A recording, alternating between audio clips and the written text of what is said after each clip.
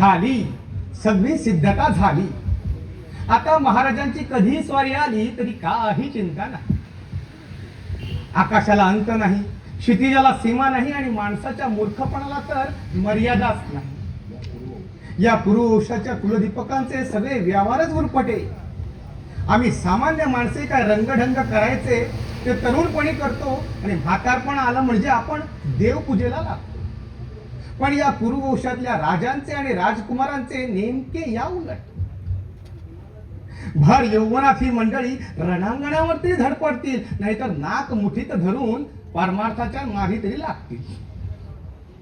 पण मस्तकावर रुपेरी पताका फडकल्या की यांची चुळबुळ सुरू. त्याच वंशातले आमचे कैलासवासी सम्राट शंतनू महाराज जीवाचा आटापिटा करून त्या धीवर कन्येशी विवाह केला. तसा सुखाचा संसार तरी करायचा, पण नशीब म्हणत नाही.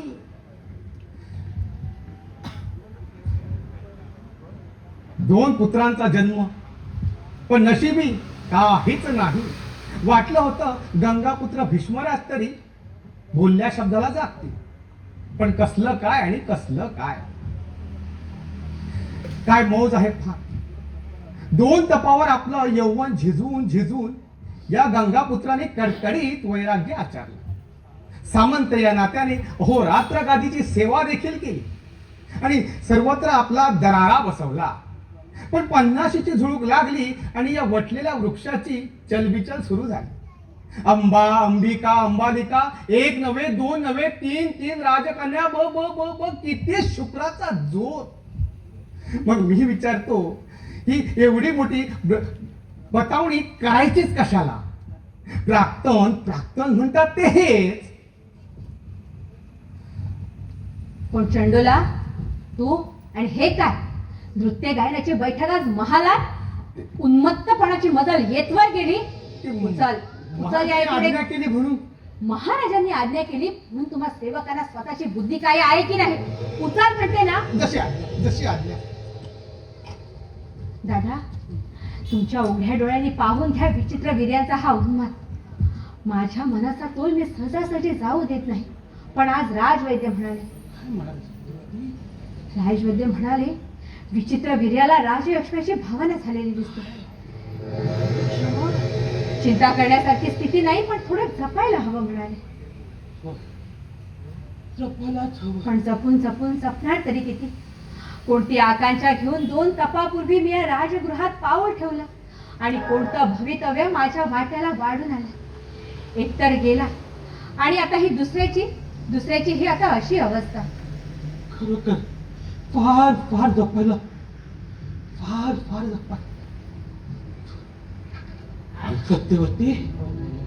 सत्यवती राजप्रसादात भीष्म महाराज आलेले. भीष्मराजांचा विजय असो. आले असेल तर येऊ दे. जे काय बोलायला हवं ते मीच बोले. तुम्ही मध्ये मध्ये तोंड उघडू नका.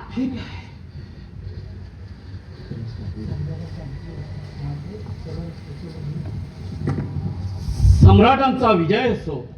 माते, सर्वांचं कुशल आहे ना? होय भीष्मा, तुझे कुशल आहे ना? आपल्या आशीर्वादानं माते कुशल आहे. भीष्मा, या घडीला मी तुला कोणता आशीर्वाद देऊ? तुला सुपुत्र होत म्हणून की हस्तिनापुराचे राज्य तुला अक्षय लाभो म्हणून? या दोन्ही घटना माझ्या संदर्भात असंभाव्य आहेत, ते माते आपल्याला ठाऊक आहे.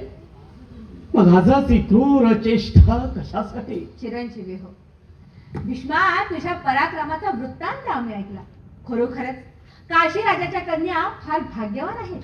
यात काय संशय? कुरुवंशाची सौभाग्य धारण करणारी प्रत्येक कुलस्त्री भाग्यवतीच असते. मग सौभाग्य धारणाचा हा विवाह सोहळा कधी पार पाडायचा भीष्मा? माते, ते सर्वस्वी तुझ्याच इच्छेवर आहे. स्वयंवरात जिंकलेल्या कन्या मी आपल्या पायी अर्पण केल्या म्हणजे माझं कार्य संपलं. कार्य संपलं नाही भीष्मा, तर कार्य सुरू झालं. खरं आहे. पुढल्या पिढ्यांचे नवे कुंभ उगवतील, त्यांची जोपासना मलाच केली पाहिजे. राजमाते, भीष्माचा पराक्रम पाहायला आपण खळबळ हव्या होत्या. स्वयंवरात जमलेल्या समस्त राजगुरूंची भीष्माने एकही झुंज दिली की आपल्या पाहिले तर खरोखर डोळ्याचं पाणी फुटलं असतं. खरंच का प्रियदर्शना? सोबत शाल्व राजाची त्या भीष्माने केवढी दैना केली म्हणून सांगू.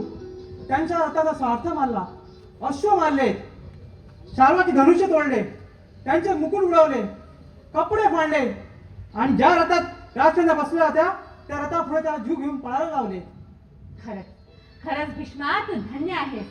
माते, घडल्या प्रकाराबद्दल मला मुळीच खेद नाही, पण प्रियदर्शना, अरे याच शाल्वाला तो चिमुकला होता तेव्हा मीच गादीवर बसवला नव्हता का? भीष्मराज, फार जुनी गोष्ट झाली ती आता. प्रियदर्शना, एक चिमुकलं रोप ज्या हाताने मातीत रुजवलं त्याच्याच वृक्षावर पुढे कुऱ्हाड चालवण्याची पाळी त्याच हातावर यावी यापर्यंत दुसरं दुःख ते कोणतं? भीष्मराज, त्याला तरी आपला काय विराज होता. राजमाते, या शाल्व स्वयंवर गर्दने हास्य करून भीष्माकडे बोट टाकून म्हणतो कसा, हे वृद्ध कपी, धर्माचे मोठे गड्डे आपले पांढरे केस घेऊन इथे निर्लज्जासाठी आले कशाला? काय याच्या ब्रह्माची पालना म्हणजे वगैरे होती म्हणायची, बाकी योग्यच. प्रियदर्शना, जसा पुत्र जसा पिता तसा पुत्र. राजमाते महाराज सांग. काय शाल्वाच्या उद्दामपणाची मजल येतवर गेली. माते, मला वृद्ध कपी म्हटल्याचा मुळीच खेद नाही. पांढरे केस हे मी उगवत्या वार्धक्याचा शिरोभूषणच मानतो, पण माझ्या पित्याचा दुष्ट उल्लेख आणि माझ्या व्रताच्या अवहेलना त्यांनी करायला नको होती. स्वयंवराच्या दरबारात केवळ विचित्र वीर्याला वधू मिळावी म्हणून गेलो होतो, हे काय शाल्वाला माहित नव्हतं? भीष्मा, तू विचित्र वीर्यांसाठी वधू? नाही तर दुसऱ्या कोणासाठी? माते, दशरथ, आपल्या मनात काही विकल्प आलेला दिसतो. विकल्प नव्हे, पण शंका आली होय ना? इतक्या वर्षाच्या सहवासानं देखील भीष्माच्या प्रतिज्ञा पालनाविषयी तुझ्या मनात संदेह राहिला आहे का? अरे वर्षांचा काय प्रश्न आहे? विश्वामित्रासारख्या तपस्व्याचं मन चळायला देखील एक क्षण पुरला नव्हे का? एक विश्वामित्र चालला म्हणून सारे ऋषीमुनी काही पतित झाले नाहीत. लक्षावधी उल्का रोज आकाशातून दगड होऊन धुळीत कोसळता म्हणून ध्रुवाच्या अढळपणाला कुठे धक्का लागला आहे का? अरे ध्रुव आहे धरणीपासून शतयोजने दूर, त्याची माहिती तू कशाला सांगतो आहेस? पण भीष्मा, तू इतक्या आत्मविश्वासाने बोलतो आहेस याचंच मला नवल वाटतंय. अरे मन चढण्यासारखा प्रसंग अद्याप तुझ्यावर आलाय तरी कोठे? अद्याप आला नसला तरी यापुढे येणार नाही. भीष्माच्या आयुष्यात हे पांढरे केस पाहून खचित येणार नाही तसा प्रसंग. सत्यवतीच्या दारी ज्यावेळी सम्राट आले त्यावेळी ते तुझ्याच वयाचे असतील नाही का भीष्मा? माते, भीष्म तरुण होता तेव्हा कधी कोणाच्या दारी गेला नाही, तो आता जाईल. अरे तू कधी कोणाच्या दारी गेला नाहीस तेवढ्याने काय होईल? कुणी सांगावं? एखाद्या दिवशी एखादी रूपवतीच तुझ्या दारी येऊन उभी राहिली म्हणजे? भीष्मानं आपल्या मनाची सगळी दारं केव्हाच बंद केली आहे. भीष्मा, दारात उभी आहे ही कोण? ही राजकन्या अंबा. हे राजकन्या. काय राजकन्या अंबा? गोड आहे, तेजस्वी आहे. राजकन्ये, जिची तू सून होणार आहेस त्या माझ्या राजमातेला वंदन कर. वंदन करते, पण सून म्हणून नव्हे, कन्या म्हणून. सून म्हणून नव्हे, कन्या म्हणून. राजकन्ये, तुझ्या बोलण्याचा अर्थ ध्यानात आला नाही माझ्या. महाराज, कोणाही स्त्रीचं अंतकरण अभिमानाने उचंबळून येईल असा पराक्रम करून आपण मला स्वयंवरात जिंकलात. पण महाराज, मी आधीच वचनबद्ध आहे. माझ्या आडावाका देखील झाले आहेत. तू आधीच वचनबद्ध आहे? हो, कुणाशी? शाल्व राजाशी. शाल्व राजाशी. ज्याला युद्धात भीष्माने पराभूत करून पिटाळून लावलं या शाल्वाशी. होय राजमाते, ज्याला भीष्म राजाने युद्धात पराभूत केलं, विरत केलं आणि निशस्त्र करून पिटाळून लावलं त्या शाल्व राजाशी. राजकन्ये, नको महाराज, मी प्रार्थना करते, माझं मन वळविण्यासाठी आपण एक शब्दही उच्चाराल तर आपल्या पराक्रमाने दिपलेली ही अंबा शाल्वाला दिलेल्या वचनाला देखील पारखी होईल. महाराज, आपलं सौभाग्य मिरवण्याचं भाग्य निदान ह्या जन्मी तरी माझ्या बाळी नाही. अंबे, भीष्माने तुला आणि तुझ्या बहिणींना स्वयंवरात जिंकलं ते स्वतःसाठी अशा का भ्रमात आहेस तू? स्वयंवराला येणारे राजपुरुष आणखी कोणत्या हेतून येतात राजमाते? त्या भीष्मालाच विचार. राजकन्ये, तुझा काही विपरीत समज झाला असेल तर मला क्षमा कर. सम्राट विचित्रवीर्यांना वधू मिळावी म्हणून त्यांचा सामंत म्हणून मी स्वयंवराच्या दरबारात गेलो होतो. काय? केवळ सामंत म्हणून? हा? विवाह सम्राट विचित्र वीर्यांचा आणि त्यासाठी स्वयंवरात उभे भीष्मराज? तर मग अंबे, भीष्म प्रतिज्ञाबद्ध आहे हे सारे जग जाणते. ते मी पण जाणत होते, पण स्वयंवराच्या दरबारात भीष्मराज आलेले पाहून मला असंही वाटलं की थांबलीस का अंबे? भीष्म स्वयंवराच्या दरबाराला आलेला पाहून काय वाटलं तुला? काही नाही राजमाते, काही नाही. क्षमा करा महाराज. स्वयंवरात मी शाल्वालाच वाढण्याचा निश्चय केला होता, पण त्यापूर्वीच आपण आम्हा तिघी बहिणींना रथात घालून आमचं हरण केलं. ही गोष्ट जर मला आधी कळती तर अंबे, निदान तुझ्या डोळ्यासरकट मी शाल्वाची अशी दैना खात्रीनं केली नसती. एकटा शाल्व माझ्याशी प्राणपणानं का झुंजत होता ते आत्ता उमगलं. घडली गोष्ट होऊन गेली, आता त्याबद्दल खेद कशाला? अंबे, माझा पुत्र शाल्वापेक्षा रूपगुणाने रतीभरही कमी नाही, तेव्हा तुझ्यासारखी तेजस्वी सून मलाच मिळाली पाहिजे. राजमाते, आपण मला आईच्या ठिकाणी आहात. कुमारिकेचे मनोगत, प्रणयिनीचे हदगत आपण जाणता. उदार मनाने आपण माझी शाल्व राजाकडे पाठवणी करावी अशी मी आपल्या पायापाशी प्रार्थना करते माते. वेड्या मुली, तुम्हाला प्रिय झाली आहेस, आईच्या ठिकाणी तुम्हाला मानतेस म्हणून तुला सांगते, शाल्वाचा नाद तू सोडून दे. विचित्र वीर्याशी विवाह करण्याचाच तुझे हित आहे. माते, माते, असं कसं होणार? शाल्वाशी मी विवाहबद्ध आहे. म्हणून काय झालं? दिलेलं वचन आपल्या हितासाठी मोडता येत नाही असं थोडंच आहे. तू जशी वचनाला जागतेस तसा शाल्व जागत असता तर तुझ्या प्राप्तीसाठी भीष्मापुढे त्याने पदार पसरला नसता का? माते, कोणी मानी मनाचा पुरुष असा रणांगणात पदर पसरी? झालं तर मग तुझ्या प्रेमापेक्षा आपला मान, आपली प्रतिष्ठा त्याला अधिक मोलाची वाटली. यातच त्याचं मन स्पष्ट झालं. आता तू विचित्र वीर्याशी विवाह करण्यास मुक्त आहेस, म्हणून म्हणते माझ्या पुत्रालाच तू योग्य आहेस. नाही राजमाते, नाही, असं होणार नाही. शाल्वाला मी वरलं आहे. मनोमनी मी केवळ शाल्वाची आहे.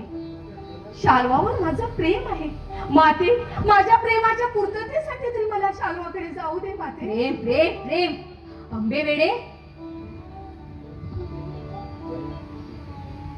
तुझ्यासारख्या प्रणय पूर्ततेसाठी विधात्याने या विश्वाची रचना केली असा का तुझा समज आहे? माझ्या पुत्राशी तुझा विवाह झाला तर सम्राज्ञी होशील तू. नको माते, नको. मी ईश्वर साक्ष सांगते, मला वैभव नको, मला राज्य नको, मला केवळ शाल्व हवा. ते शाल्वा संगे मी एखाद्या झोपडीत सुद्धा सुखाने संसार करेन. ते शब्द तेच वेळ. अंबे वेडे, तुझ्या वयातल्या कोळ्या मुली अशा कस्तुरी मृगामागे जीव घेऊन धावतात आणि अखेर कशी पडतात. माझ्या पोटची तू मुलगी असतीस तर तिच्या हितासाठी मी जे केलं असतं तेच आता तुझ्यासाठी करते. माते, हा वेडेपणा एकदम थांबला पाहिजे. अंतःपुरात चल, तुझा विवाह विचित्र वीर्याशी झाला पाहिजे. माते, माते, अशी निष्ठुर होऊ नकोस. माझ्यावर दया कर, मला शाल्वाकडे जाऊ दे. माते, मन मारून मी या राजगृहात नांदे तर कुणाला तरी सुख लागेल काय राजमाते? वेड्या मुली, सुख हे मनावर नाही आणि मानण्यावर देखील नाही. आयुष्याचा सौदा नीट चातुर्याने ठरवला तरच सुखाचे दिवस दिसतात. म्हणून म्हणते, मन मारून टाक, प्रेम जाळून टाक. राजमाते, मन मारून टाकू, प्रेम जाळून टाकू, मग जगायचं तरी कशाला? हा जन्म घ्यायचा तरी कशाला? जगायचा कशाला, जन्म घ्यायचा तरी कशाला? वेड्या मुली, हा प्रश्नच विचारू नकोस. माझ्या दादांना विचारून घे, ते तुला सांगते.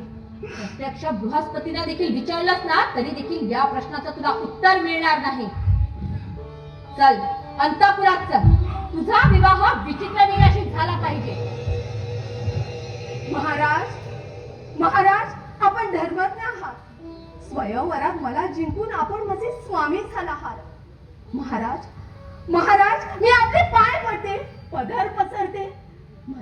मला एवढी भिक्षा घाला महाराज, मला शाल्वाकडे पाठवा. उठ अंबे,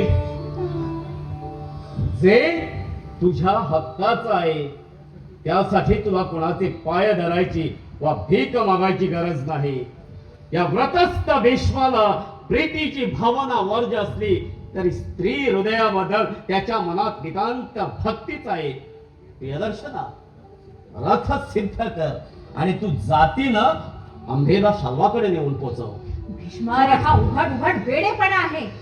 वेडेपणा असला तरी त्यात धर्म आहे, न्याय आहे, नीती आहे. अरे, स्वयंवरात जिंकल्या गेलेल्या प्रणयनीचा शाल्वा तरी स्वीकार करेल असं तुला वाटतंय का? मी शाल्वाच्या जागी असतो तर केला असता. मी सांगते, शाल्वा माझा खात्रीनं स्वीकार करील. तर मग या कोवळ्या मुलीला पुरुष नामक हृदयाचा प्रत्यय अजून आलेला दिसत नाही आणि या राजश्रीला आपण काय करतो आहोत याचा पुरता समज पडलेला दिसत नाही.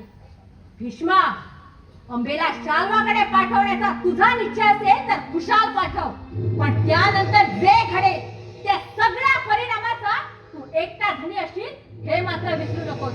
दादा, अंतपुरात चला. अंबिका आणि अंबालिका यांना पंख फुटायच्या अगोदर त्यांचा विवाह विधी उरकून घेतलाच पाहिजे. महाराज महाराज, हे आपले उपकार मी जन्मोजन्मी विसरणार नाही. महाराज अंबे, जा शाल्वाला प्रसन्न कर, त्याचं मन वळव आणि आनंदाला संसारी हो. तुझ्यासाठी या भीष्माना सर्वस्व पणाला लावलाय. प्रियदर्शना, कथा सिद्ध आहे सर राजकन्या.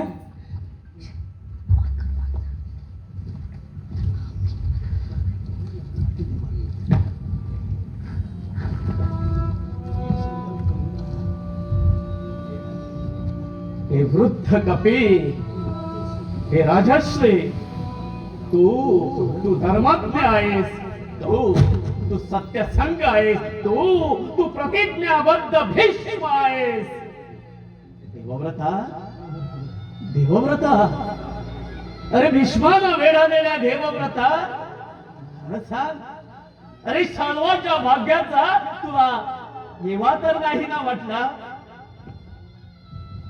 आई, अशी गंगा माती पाते पाते, मला बळ दे, मला सामर्थ्य दे, मला जळू दे, मला वाढू दे, मला शुद्ध होऊ दे.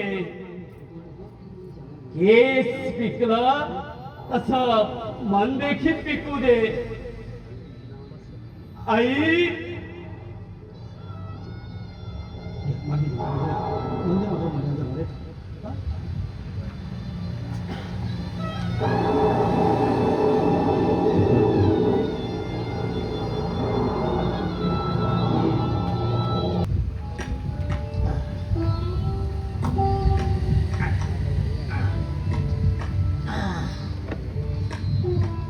कालाय तस्मय नमः. छे छे छे. सम्राट विचित्रवीर्यांचं निधन झाल्यापासून या राजप्रसादाला देखील स्मशानाचीच कळा लाभलेली आहे.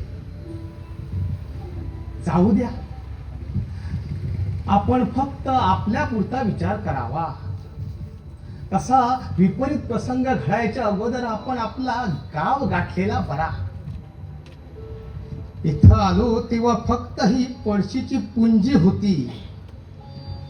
आता 5-25 वर्षांनी जातो तर हे एवढे गाठोडे मात्र फुगलेले आहे. चला, म्हणजे अगदीच आयुष्य काही वाया गेलं नाही. राजवाड्यातल्या सुळावरच्या पोळीपेक्षा झोपडीतली मीठ भाकरी बरी असे आमचे कैलासवासी तीर्थरूप सांगायचे ते काही खोटे नाही. बाप रे, हे भीष्मराजच इथे येत आहेत. आता अजून काही विघ्न उभे राहिले नाही म्हणजे झाले.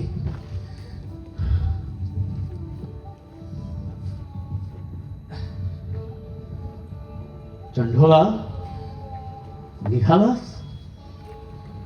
गावाकडे मुला माणसात जावे म्हणतो. राजमातेची अनुज्ञा घेतली आहे मी. तुझंही योग्यच आहे. सम्राट निवर्तले. आता या राजप्रसादात तुला योग्य असं काम उरलेलं नाही. मुला माणसात शेवटचे दिवस घालवावे असं तुलाही वाटायचंच. तुझ्या प्रणयाची सिद्धता झाली ना, तुझं मानधन तुला मिळालं ना, होय महाराज. तुझं दैव बरंच फुगलेला दिसत आहे रे. ही सारी त्या सम्राटांची कृपा. एवढी मोठी कृपा पेलणार आहे का तुझ्या पाठीवर? महाराज, आपण जन्मभर एवढी मोठी प्रतिज्ञा पेलली, पण आमच्या सारख्या सामान्य माणसाने हा पोटा पाण्याचा भार वाकायला नसतो. पण नुसता भार वावा करू नकोस, नाहीतर भार एखाद्याच्या पाठीवर आणि भोगणारे दुसरेच बरेच भोगतील. वाटेत खपलो ना तर पिशाच्च होऊन बसेन या गाठोड्यावर. मी ताठ उभा आहे. तो दुर्दैव तुझ्यासारख्यांच्या वाट्याला कदापि येणार नाही. जा, सुखानं जा.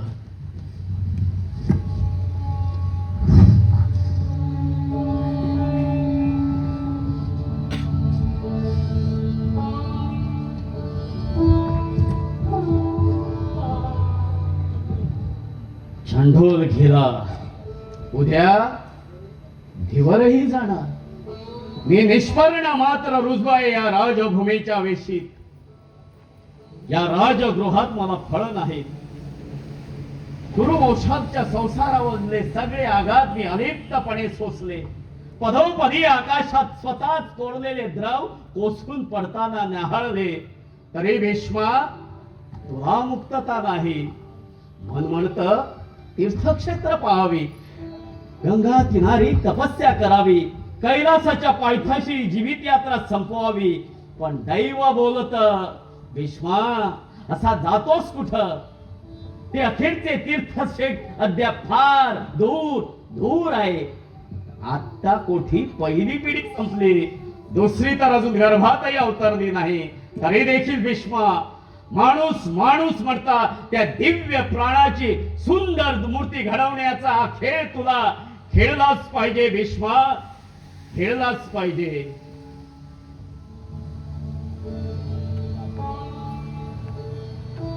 दशराज, मातेची काय आज्ञा आहे? हत्या आणि काही खरं नाही.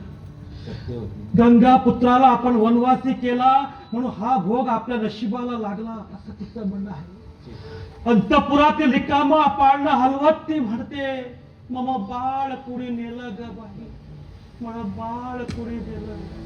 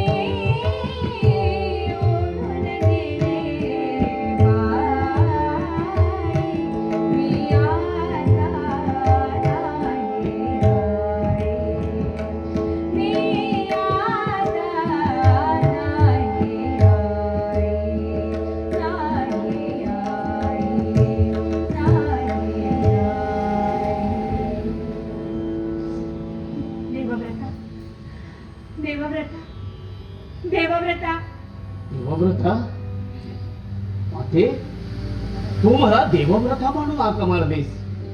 मला एकदम आईची आठवण झाली. देवव्रता, माझ्या मुखातून गंगामाईनंच तुला हाक घातली असावी.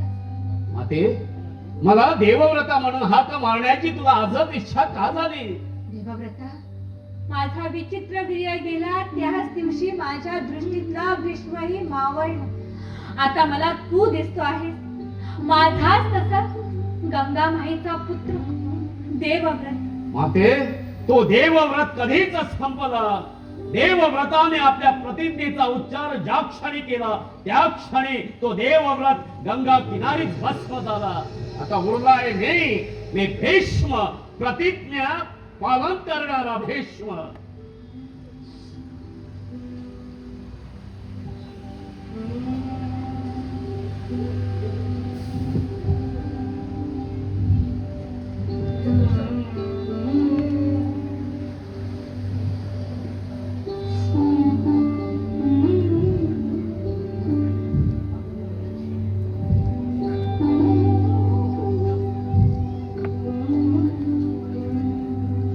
कोण?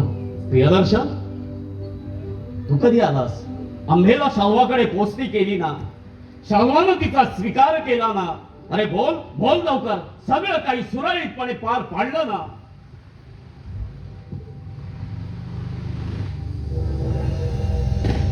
कोण? अंबे, तू तू पुन्हा इथं?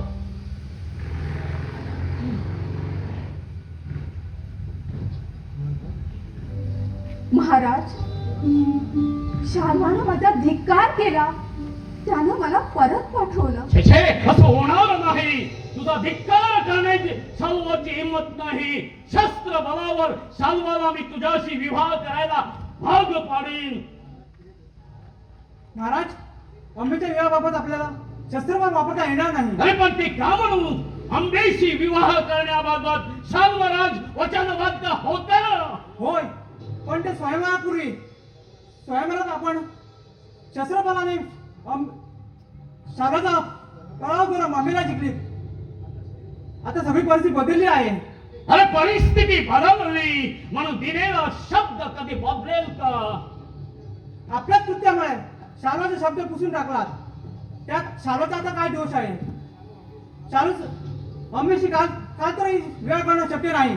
आणि आता शाल्व सिद्ध झाला तरी अंबा त्याच्याशी काळ तरी विवाह करणार नाही. अंबे, तू आता इथं काय करणार?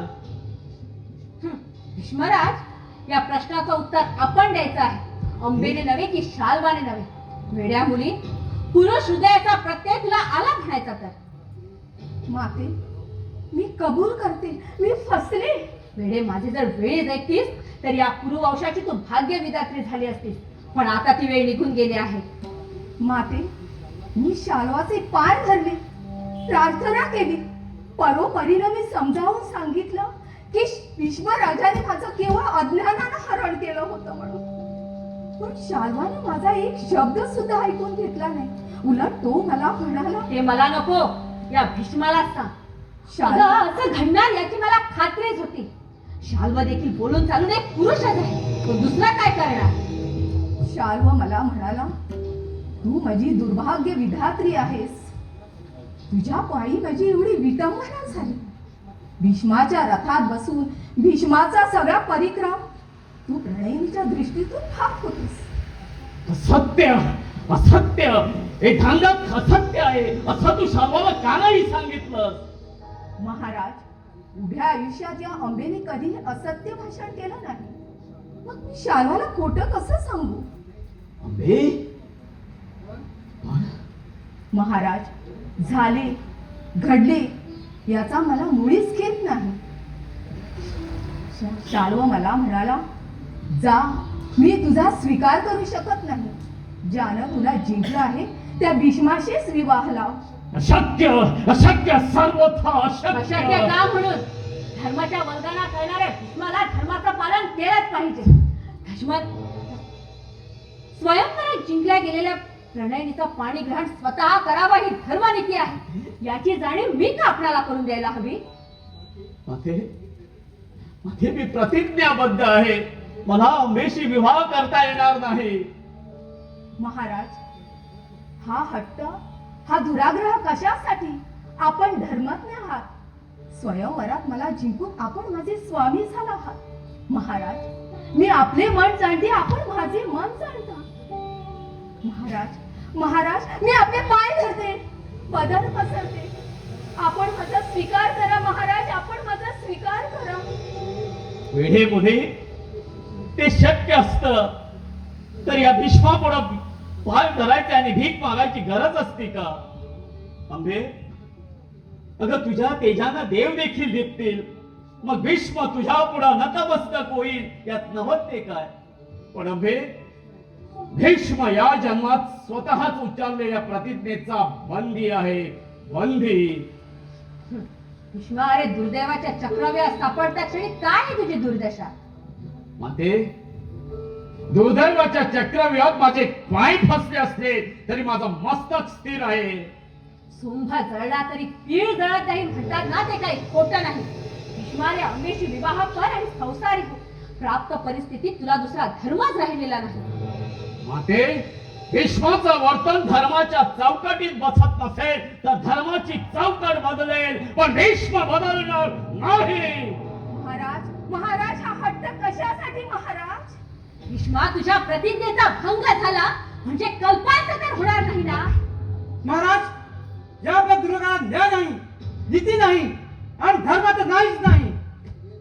प्रियदर्शना, अरे तू देखील मग भीष्माच्या सभोवताचा विश्वच भीष्मावर उलटलेला दिसत. अंबे, केवळ दुराग्रहानं भीष्म आपल्या प्रतिज्ञेला चिकटून राहिलेला नाही, की स्वतःच्या मोक्ष प्राप्तीसाठी रानावनात पळालेला नाही. या राजगृहात घट्ट मुळे राहून भीष्म एखाद्या धर्मिणीसारखा व्रत करीत राहिला आहे. माते मला सांग, भीष्माच्या प्रतिज्ञेचा भंग होईल त्या दिवशी साधुत्वाला, सदाचरणाला आणि संधी साधूपणा पडलेकडे काही अर्थ उरेल का? प्रियदर्शना, अरे भीष्म ही सत्यवतीची श्रद्धा आणि भीष्म हाच अंबेचा मानबिंदू. अरे या जगात भीष्माची मान ओढेल तर कोणाची मान ताठ राहील? महाराज, प्रणयाचे माझे सुंदर स्वप्न, संसाराबद्दलची माझी सगळी अभिलाषा आपल्या एका कठोर नकाराने भस्मसात झाली.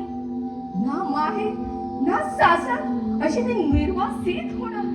महाराज, महाराज, निदान दूर लौकिकापासून मला वाचविण्यासाठी तरी आपण माझा स्वीकार करा महाराज. अशी मी निलादरेपणाने आपल्या पायापाशी विनंती करते, माझा स्वीकार करा. अंबे, जे कथांतरही घडणं शक्य नाही त्याची इच्छा तू का करतेस? तेवढी एक गोष्ट सोडून तू दुसरा हवं ते माग, मी ती दोघं आनंदानं देईन. दुसरं हवं ते मा? दुसरं मी काय मागू महाराज? दुसरं मी काय मागू? स्वयंवरात आपण आलात त्यावेळी काय माझी अनुज्ञा मागितली होती? भर सभेतून माझं हरण केलं त्यावेळी काय माझी संमती घेतली होती? ध्यानव राजाकडे, शाल्व राजाकडे घनघोर युद्धाला सज्ज झालात त्यावेळी काय माझी संमती विचारली होती? स्वयंवरात रणवीर जो धर्म पाळतो तोच धर्म मीही पाळला होता. युद्धाशी सज्ज असताना तुझं संमती घेतली नव्हती हे खरं आहे, पण शाल्वाकडे मला परत पाठवा असा तू वाटता धरला तेव्हा स्वातंत्र्य तुला मी दिलं होतं ना. स्वातंत्र्य? स्वातंत्र्य कसलं महाराज? आपण या अंबेला सर्व नाश दिला. जे स्वातंत्र्य मागतात त्यांनी वेळ प्रसंगी पराभवही स्वीकारावा लागतो.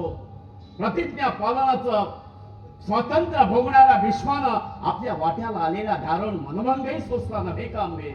आपण पुरुष श्रेष्ठ आहात, मनोभंग सोसण्या इतपत आपण समर्थ आहात महाराज. पण मी एक स्त्री आहे हे आपण कसे विसरता? अंबे, तू स्त्री असलीस तरी पुरुष हृदयाला हृदय असाच तुझा तेज आहे. अंबे, शाल्वाकडे जाण्याचा हट्ट तुझा तू धरला, आता शाल्वानं तुझ्याकडे पाठ फिरवली असती तर तुझा मार्ग तुलाच शोधला पाहिजे. खरंच ते शाल्वाने माझ्याकडे पाठ फिरवली आणि आता आपणही मला माझा मार्ग शोधण्यासाठी वारंवार सोडले आणि तरी देखील म्हणता ही एक गोष्ट सोडून दुसरं काही हवं ते मा. दुसरं काय मागू महाराज, मी दुसरं काय मागू? माझ्यासाठी चिता रचून तिच्यावर मला उभे करून स्वतःच्या हाताने पेटवणार हाती. अंबे, तू क्रोधावस्थाने असलीस हा वैताग शोभत नाही. अंबे,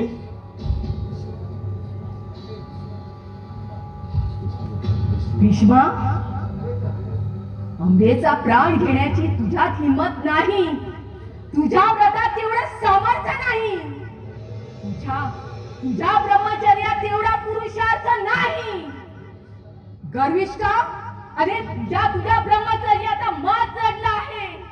अरे पौरुषाचे जे देणं विनीत भावाने पुन्हा प्रणयीच्या पायाशी अर्पण करावं ते आयुष्यभर रोखून जगा वेगळा आपण काही उपक्रम केला आहे असा तुला भ्रम झाला आहे.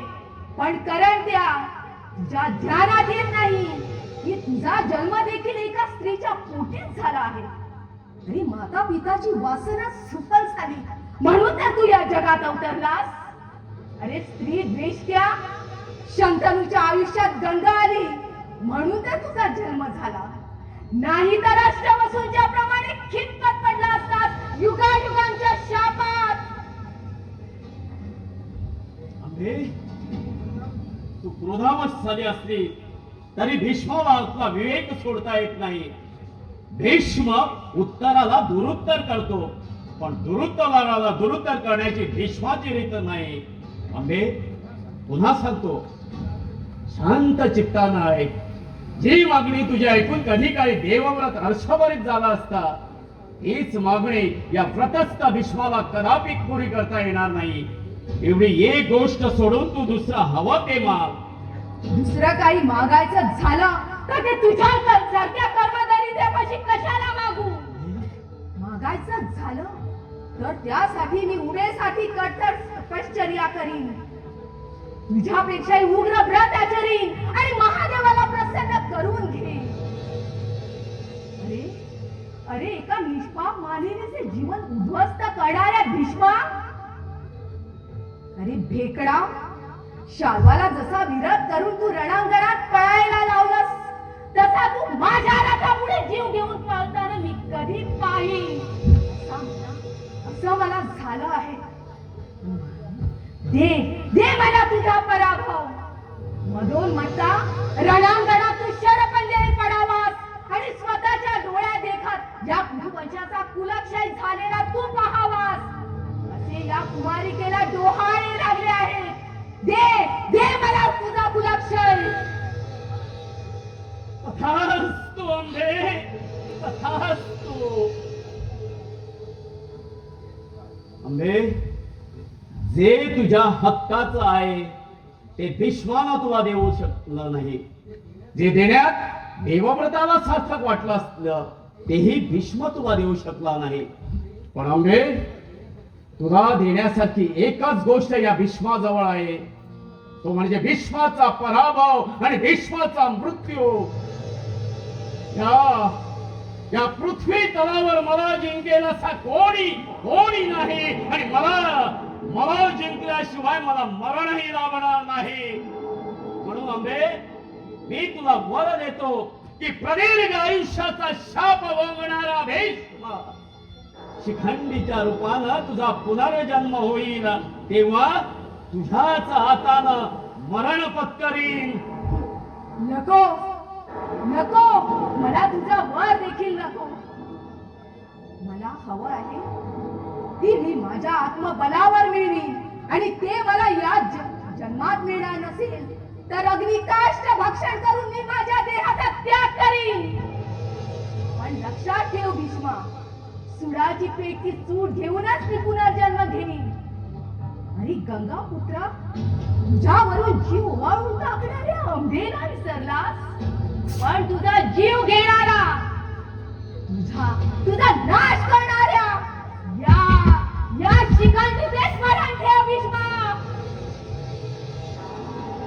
अंब्यांचा नाश, कुरुवंशाचा नाश, स्वतःचा देखील सर्वनाश, हा सर्वनाश उडवणारा भीष्म प्रतिज्ञेचा धिक्कार असो, धिक्कार असो. देवव्रता, देवव्रता, अंबेचा शाप घेतला, प्रियदर्शनाचा धिक्कार ऐकला. आता माते, त्या पुत्रावर तू कोणत्या दुर्वर्जनाचा वर्षाव करणार? देवव्रता, अंबेला तू तुझा मृत्यू देखील दिलास. जिला सौभाग्य देता येणार नाही, तिला स्वतःच्या मृत्यूशिवाय दुसरं काय देणार माते? देवव्रता, तुझ्या दिव्य पुरुषार्थाचे रूप पाहून मी पावन झाले, कृतार्थ झाले. मला क्षमा कर देवव्रता, मला क्षमा कर. उठ माते.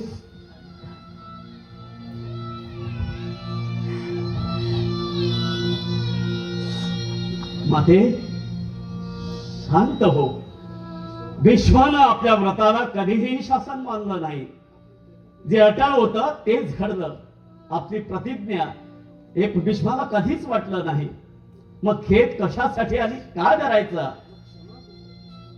देवव्रता, नात्याने मी तुझी माता असले तरी तू गंगा पुत्र शोभतोस खरा. वृत्तीने आणि वर्तनाने तू माझाच नव्हे तर या कुरुवंशाचा पितामह झाला आहे. पितामह, ही सत्यवती वेडी आहे, भोळी आहे, भाबडी आहे. या कुरुवंशाचा कुलक्षय होईल अशी तिला भीती वाटते आहे. माते, तुझ्या इच्छेशिवाय कुरुवंशाचा कुलक्षय होणार नाही असा तुला वर प्राप्त झाला आहे ना? पण कसं शक्य आहे ते भीष्मा? माते, वात्सल्य भराना हात घाल. तुझ कुरुवंशाची वृद्धी करू शकेल असा एक तरी तुझा पुत्र निश्चित येईल. खरंच येईल का? भीष्म प्रतस्थ असेल तर त्याची वाणी कदापि खोटी ठरणार नाही.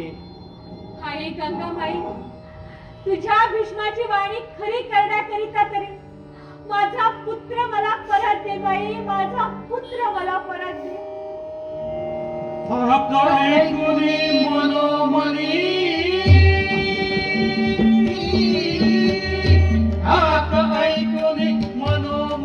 मी आलो तव प्रसन्न होऊनी दर्शन देई, प्रसन्न होऊनी दर्शन देई माते तव पुत्राची मंगल घटी येई, मंगल घटी येई. दारी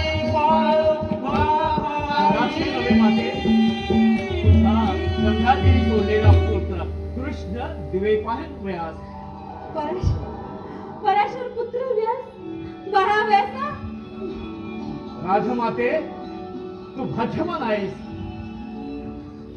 गुरुवंशाच्या भाग्यानं तुझं प्रेम तुला मिळालं.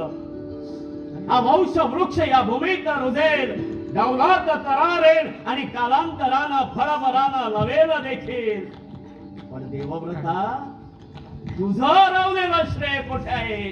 विड्या, ज्याची वाट पाहत तू व्रतस्थ राहिलास तो कस्तुरी मृग पुढद्या पिढ्या तरी तुला दिसणार आहे का?